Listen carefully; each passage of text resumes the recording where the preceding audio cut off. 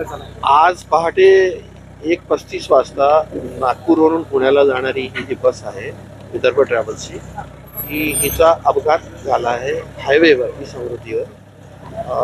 एका पोलला टक्कर लागून गाडीचा बॅलन्स गेला किंवा ड्रायव्हर सांगतो की टायर बस्ट झालं असं सांगतो.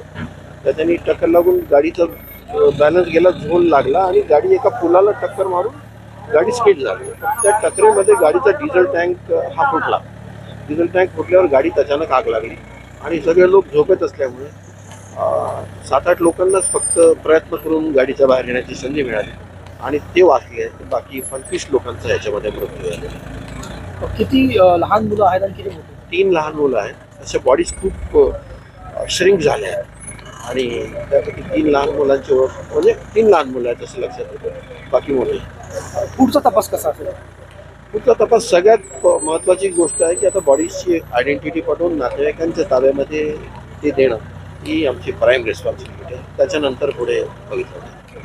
हायवे हिप्नोटिझमचा एक कन्सेप्ट समोर येतो, त्यात काही प्रकार वाटतो? त्याची अनेक कारणं असू शकतात असं मला वाटत नाही, कारण की टेक्निकल गोष्टी असू शकतात, ड्रायव्हरला झोप लागू शकते, अनेक गोष्टी असू शकतात. म्हणजे यू कॅनॉट बी शुअर की असंच आहे. आतापर्यंत अशी सदर माहिती मिळाली की 30 जण प्रवासी होते, त्यातले 22 जणांचा होरपळून मृत्यू झालेला आहे. त्यामध्ये आपण 18 जे प्रवासी आहेत त्यामध्ये काही लेडीज आहेत, काही लहान मुलं आहेत, त्यांना आपण बाहेर काढलेले आहेत. आणि त्यामधले 2-3 प्रवासी असे होते की त्यांना किरकोळ प्रमाणात जखम झालेली होती. त्यांना आपण सदर 108 ॲम्ब्युलन्समध्ये उपचार करून त्यांना ह्या साईडला ठेवलेले आहेत.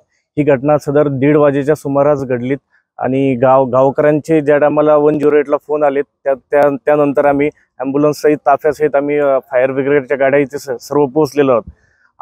ही घटना जवळपास 1:30 वाजेनंतर घडल्यानंतर जो टँक फुटलेला होता, तो टँक फुटल्यानंतर एवढ्या मोठ्या प्रमाणात आग चालू होती की आम्ही पोहोचल्यानंतर पण फायर ब्रिगेड ही पूर्ण आग विझवण्याचा प्रयत्न करत होती.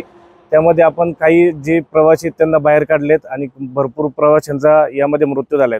आज 1 जुलै डॉक्टर्स डे असल्यामुळे हा काळा दिवस म्हणून पूर्ण महाराष्ट्राने साजरा करावा, हे करावा, असं मी संध्याकाळी 2 वाजता या दुर्दैवी घटनेची माहिती मिळाली.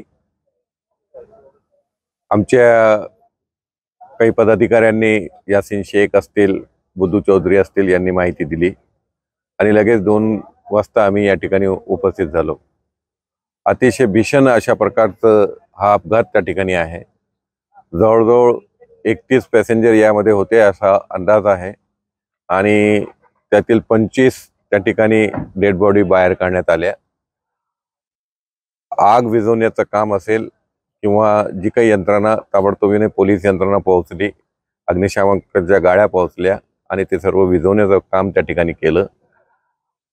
25 डेड बॉडी बाहेर काढण्यात आलेले आहेत आणि 6 लोक त्या ठिकाणी 2-3 काच फोडून बाहेर पडलेत, अशा प्रकारची माहिती त्या ठिकाणी आहे.